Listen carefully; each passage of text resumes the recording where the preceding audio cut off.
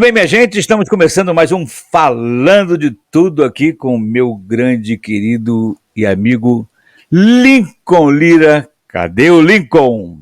Salve, salve! Muito bom, Jansen, estarmos juntos mais uma semana aí. E alegria de conversarmos e falarmos dos acontecimentos aí que são sempre muito ricos. Nesse tempo de pandemia, não para de ter notícia, né? Pois é, o que eu estava pensando essa semana? Como o Falando de Tudo é múltiplo nos seus temas e nas suas abordagens, nós somos felizes, porque o que não nos falta é tema, porque o mundo é prodigioso em produzir uma quantidade enorme de assuntos para ser discutido. Se a gente levasse a sério falar de tudo que fosse relevante, nós teríamos que fazer o programa de segunda a domingo por pelo menos umas 4 horas por dia. É verdade, é verdade. Os podcasts agora são podcasts, são conteúdo de 3, 4 horas, né? Então, É, realmente podcast especiado. tem assunto, na verdade. E como a gente tem esse leque de abertura em relação ao que a gente comenta no decorrer da semana, a gente Uhum. falando de música, de política, de acontecimentos, realmente tem pano para manga, tem pauta para programa. Tem trabalho para mais de metro. Mas É, vamos começar com as notícias mais tristes para depois a gente terminar nas mais polêmicas. Vamos bom, começar com a triste perda do Nelson Sargento, que foi realmente uma perda pesada para a música brasileira, principalmente para o samba, né? E é, principalmente para a Mangueira. Como é que você viu essa situação e o que perde o samba com a morte do Nelson Sargento? o samba e a música brasileira perde não só um grande nome, como um dos últimos ícones de uma geração que não houve mais renovo, né? Então, o Nelson Sargento é de uma geração do Monarco, que ainda é vivo, né?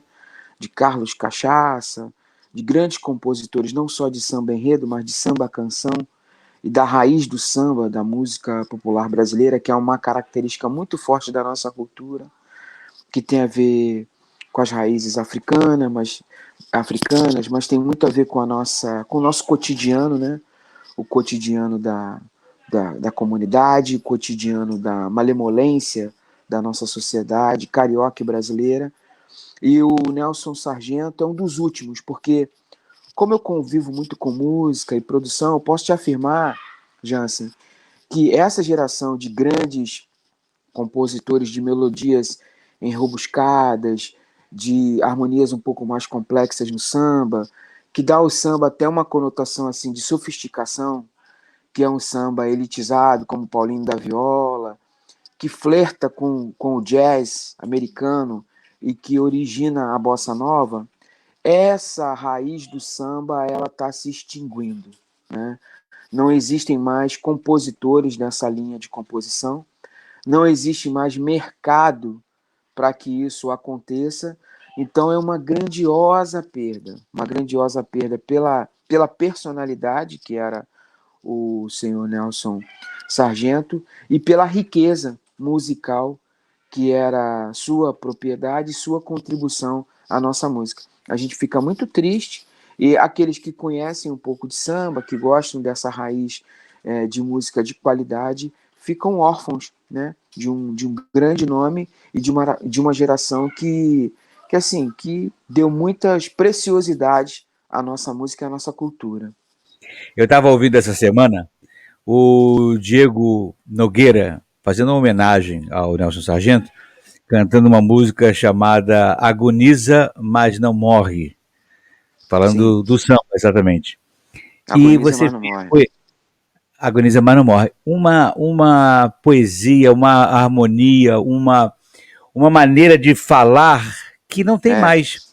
não, Ou não seja, existe mais. nós estamos partindo para o empobrecimento absurdo e quase Sim, que irrevogável da qualidade é. musical brasileira. Isso me É, preocupa não, muito. não tenha dúvida, não tenha dúvida. Eu compararia. Esses dias eu frequentei estúdios, né? Tava mixando, tava produzindo musicalmente e conversando com alguns artistas, então tá muito latente o pensamento sobre isso, né? O que eu posso te dizer é meio que quando os japoneses e a indústria descobriu como fabricar pérolas, sabe?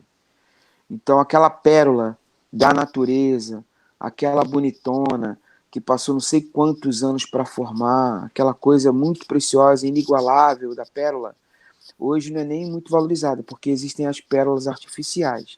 Então, o sistema produtivo de música virou uma indústria plástica que traz à musicalidade um empobrecimento, como você bem falou.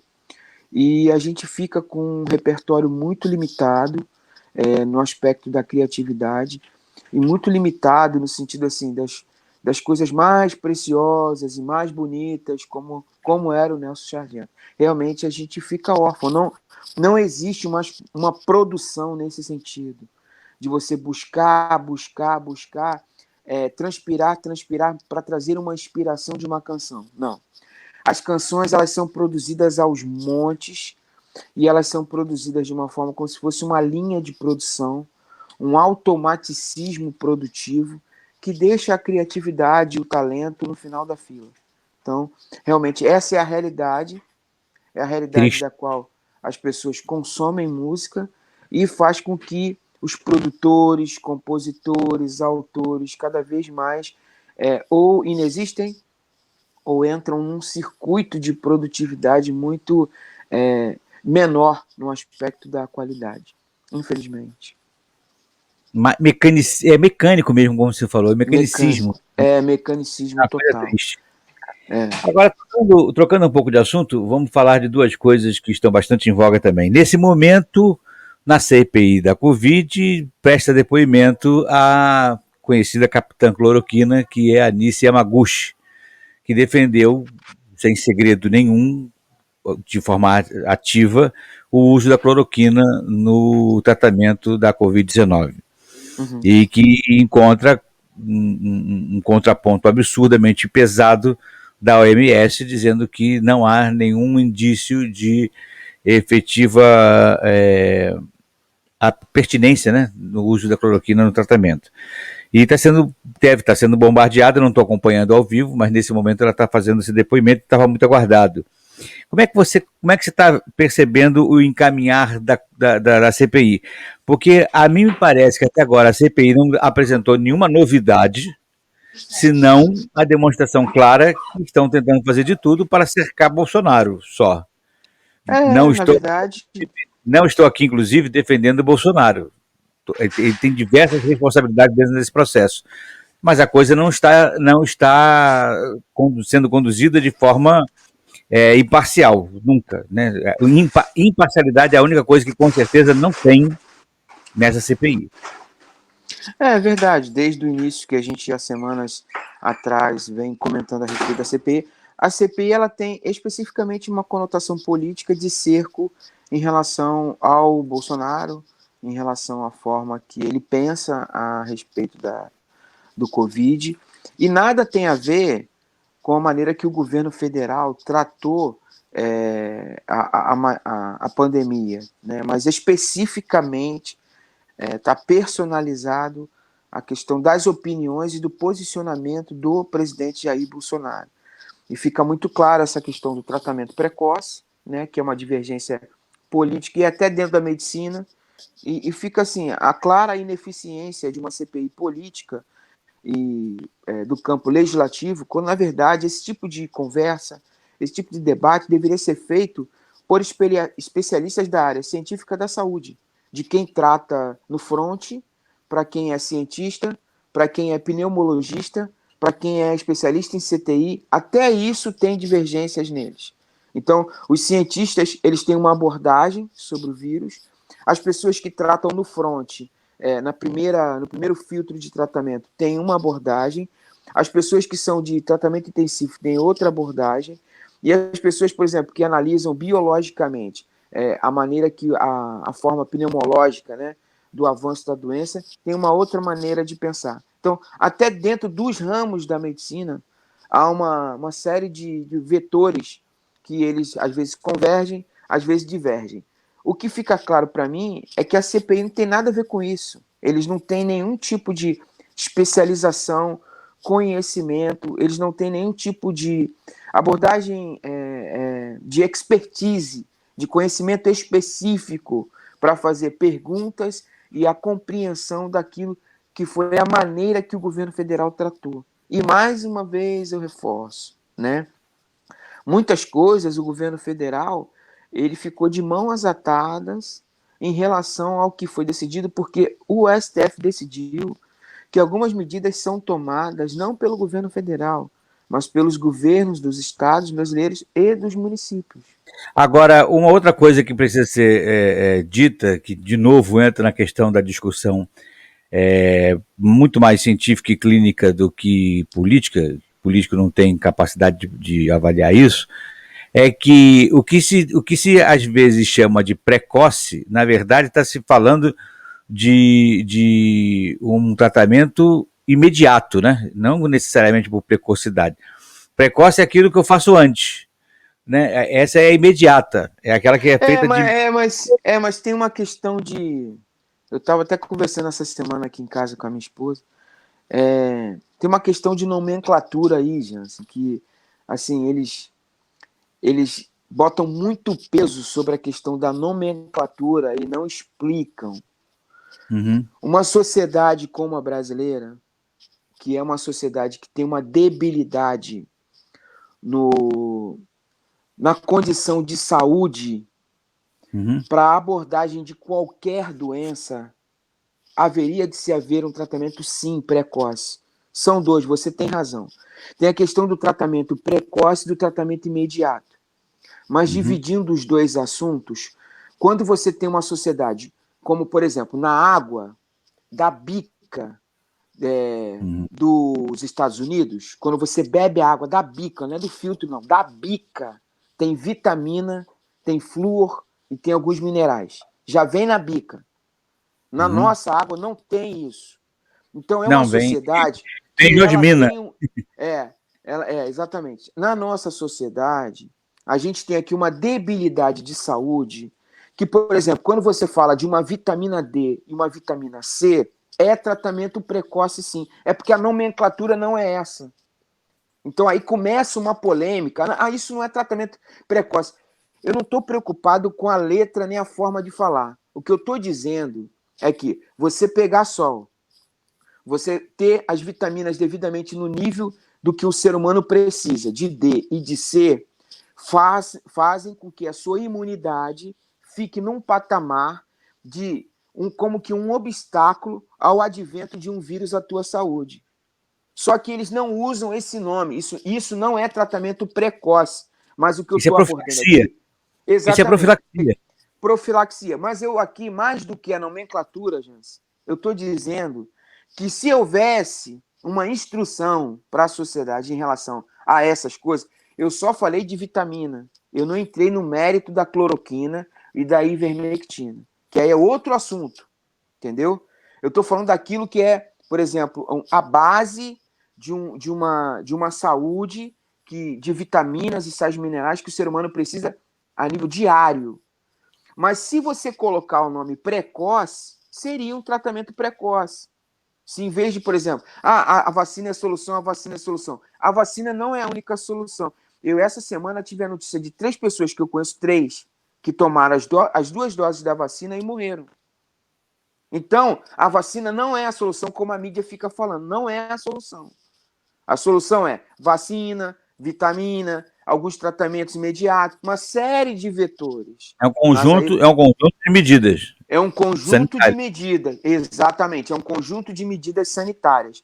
Mas a gente fica no meio de campo desse tiroteio, que fica uns dizendo que só quando fatidicamente o organismo dá sinais de problema é que você tem que medicar, que existe essa forte tendência de defesa da mídia. Então, é tipo assim, deixa o pulmão dar sinal de que ele está em debilidade para entrar com tratamento. Essa é a medicina mais tradicional. Aí já era. No nível pandêmico. Deixa arrombar a porta e depois eu providencio o conserto. Mas a medicina mais tradicional, Jansen, ela entende dessa forma. Porque a grande explicação contra o tratamento imediato e precoce é o seguinte: pô, tu vai tomar uma aspirina se você não tá nem com dor de cabeça? É a explicação que eles dão. Só que a gente não está falando de dor de cabeça. A gente está falando de um vírus que, quando pega o pulmão, e você tem uma rede de hospitais ruins como a nossa, você em poucas horas ou dias você debilita todo o pulmão e morre. Então aí é que está o X da questão. O X da questão é esse. Se tivesse vaga para todo mundo e se o tratamento da gente fosse excepcional, aí eu concordo com a medicina tradicional. Deixa o pulmão dar sinal de coisa ruim para você entrar com medicação. Não tem lógica você entrar, é o que eles dizem, né? Não tem lógica você entrar com uma medicação em algo que não está ruim. Só que o detalhe dessa conversa é que muitas vezes esse vírus ele vem de uma maneira muito rápida e a nossa saúde já é debilitada. Então, Perfeito. por isso da defesa desses tratamentos precoces e imediatos. E eu tenho ouvido diversos infectologistas, tanto dos que condenam o tratamento chamado precoce, quanto os que defendem, mas entre os que defendem tem figuras que eu respeito demais, como, por exemplo, Edmilson Migovski, né? Que é um defensor icônico do tratamento imediato, imediato. Ele fala claramente, tomar antes não adianta, mas sentiu o primeiríssimo sintoma, entra, aí ele cita as medicações sem menor pudor, e não há como você combater um cara como o Edmilson Migovski. Você não está falando com um cara qualquer, você não está falando com um pé de chinelo, você está falando com um Jansen. Tá falando não está falando com um político, né? Que quer fazer parte de uma CPI para falar sobre isso. E aí ele defende claramente o uso cita direitinho lá os remédios que tem que tomar e aguarda, e acompanha com atenção. E se vacine sim. Ele diz com clara... E se vacine, tome cuidados, pegue sol. Ele fala exatamente disso. Tem uma vida que contribua para a sua profilaxia, sintomas imediatamente, toma os remédios, aguarda e fica atento para qualquer coisa. E assim que puder, tome vacina.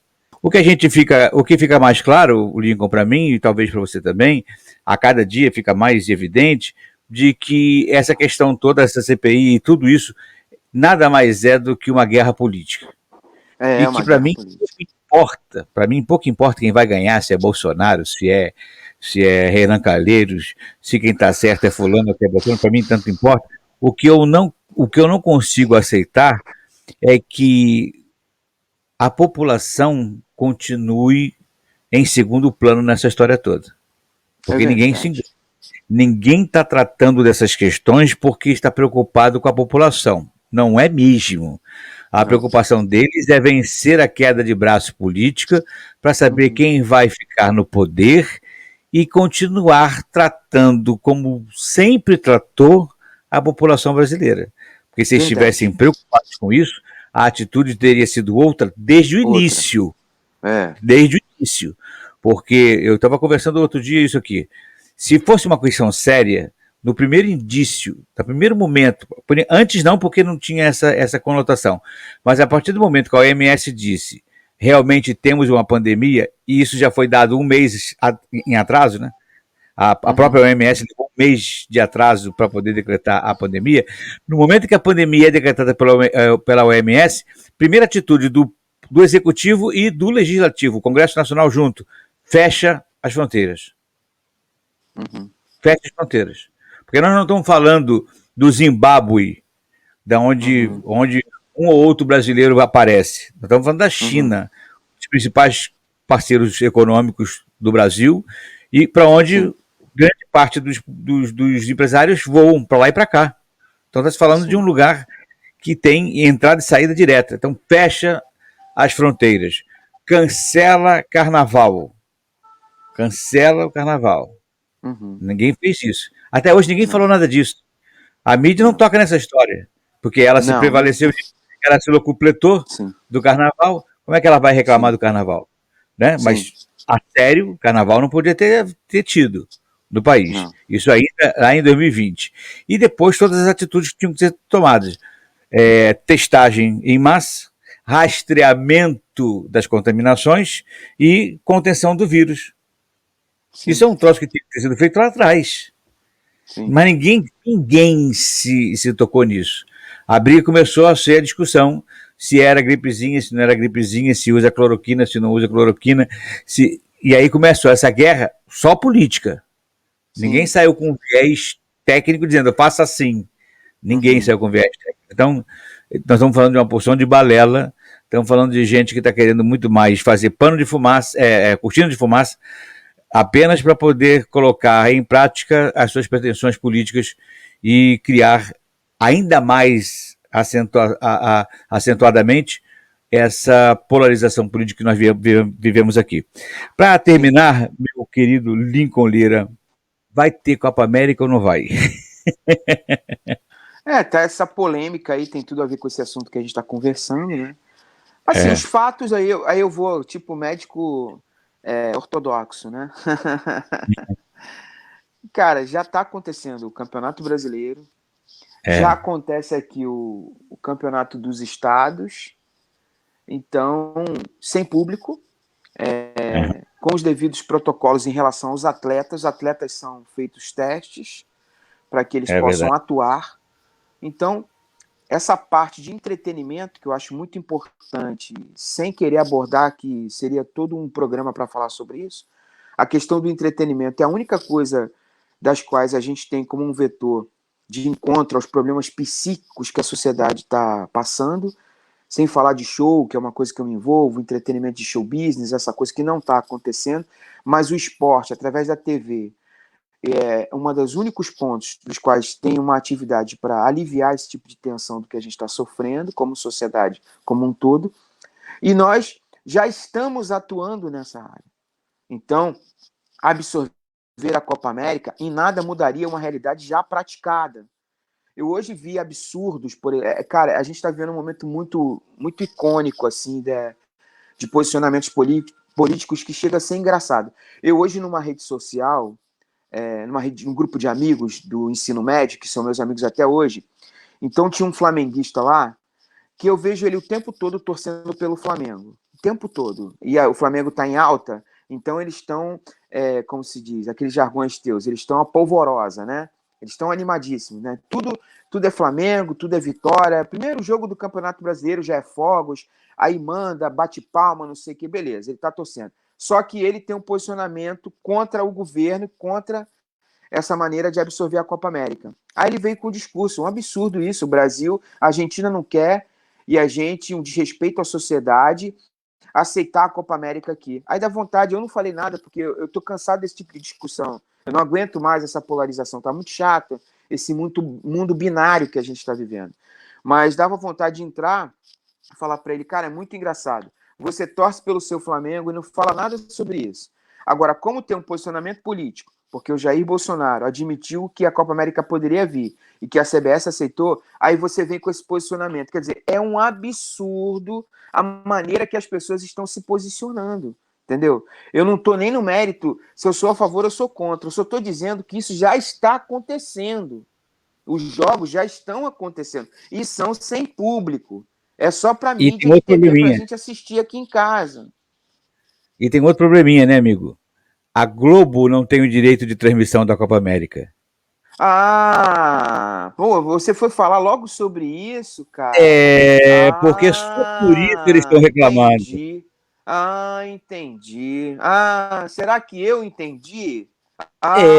Só por isso. Porque se tivessem um direito de transmissão, eles iam colocar o jogo dentro do Projac. Dentro do Projac. É um campo de futebol lá dentro e todos os jogos iam acontecer dentro do Projac. Mas os direitos de transmissão eu vou entrar na minha rede lá, no grupo lá, e vou falar isso. Agora que eu entendi. O Roberto foi para a televisão, para o programa dele, o Boladão, ele gritava, ele babava, achando absurdo ter não sei o que. Agora, ele não acha absurdo ter o Campeonato Brasileiro, né? Ele já veio para a televisão, na propaganda, falando, está de volta o Brasileirão, não sei o que. Legal. O Brasileirão são 38 rodadas, com 10 jogos em cada rodada. Nós estamos falando de 380 partidas jogos. Pelo Brasil inteiro, né? O time daqui sai, vai lá para Manaus e volta. É uma logística por dentro de um país continental como o nosso, não tem problema nenhum, não tem Covid, não tem nada. A Copa América, que fica restrita para 8, 10, 12 nações jogarem uma vez aqui, outra ali, um campeonato que é quase um torneio clausura, a exemplo da que são feitos na Argentina, esse não pode, porque vai acabar com a saúde do Brasil. A brincadeira, né? É o argumento da narrativa que se realiza a favor do que me interessa. E aí, por conta disso, como me interessa e me convém, eu passo por cima até da verdade, se for necessário. O que não pode, a minha narrativa, minha narrativa não. O que não pode é a minha conveniência não ser atendida. É isso que é uma brincadeira. E aí a gente vai perdendo credibilidade exatamente na mídia, né? Total. Porque a quem interessa? Total. Aquela perguntinha de sempre nossa. A quem interessa? Entendi. Esse é o grande problema. Porque eu quero ver se amanhã a CBF diz assim, olha, por conta de extrema responsabilidade da diretoria da CBF, estamos concluindo com bases na ciência de que o melhor é paralisar o Campeonato Brasileiro. Eu quero ver o que a Globo vai falar. Exato. Vamos paralisar o Brasileirão. Eu quero ver qual vai ser a narrativa deles. Como somos muito responsáveis, vamos paralisar o Campeonato Brasileiro, porque a gente não quer que ninguém pegue Covid. No ano passado, o time do Atlético chegou a ter 20 jogadores com Covid numa rodada só. Não vi ninguém falar nada contra isso. Jogadores jogando dentro do campo, e nós estávamos com uma situação bem complicada já. Sim. Vários times tiveram problemas com suas equipes com questão de Covid. E ninguém falou nada. O Inter foi prejudicado em uma das rodadas finais. Uma das suas rodadas finais, o Inter foi prejudicado porque o time estava todo com Covid. 2 ou 3 jogos seguidos, o Inter empatou ou perdeu e prejudicou a sua caminhada. Também ninguém falou nada. No entanto, isso não foi nenhum tipo de medida para que fosse interrompido. Olha, eu tenho um amigo que disse sempre isso. A parte do corpo humano mais sensível é o bolso. Se não atingir o bolso, ninguém sente nada. E quando tiver bem no bolso, todo mundo é a favor de tudo, desde que não me meta a mão no bolso. Não é brincadeira, não. Que não mexa comigo. Lincoln Lira, brigadíssimo por mais essa eu que agradeço. Palhinha. E hoje foi na força de vontade, né, rapaz? Foi na raça. Hoje foi na raça. Um abraço a todos aí. Deus abençoe. E uma excelente semana também a todos. E a gente se encontra. Obrigado, Jans, pelo carinho, pela simpatia e a nossa companheirismo de sempre. Muito obrigado. Amém. Dá um beijinho na Michele e no Davizinho. Fique com Deus. Tchau. Valeu. Tchau, tchau.